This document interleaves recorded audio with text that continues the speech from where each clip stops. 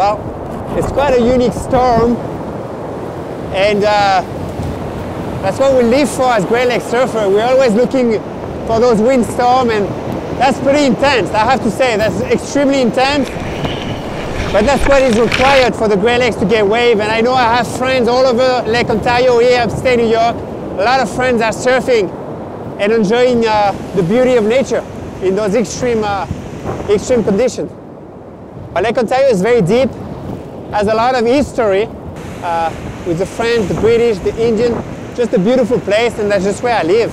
Upstate New York is great. Lake Ontario, 36 degrees water, pretty nice out there. 50, 55, 60, maybe 70 miles per hour gust. Just chilling, surfing.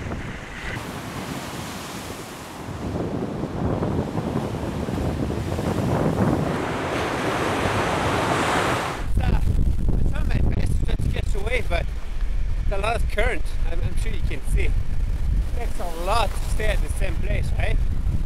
It's a couple of decent waves, so I gotta try my best to get a good one. But it's very windy, there's a lot of current. So 99% of the time I'm paddling. But I got a few decent ones. Not bad for a lake.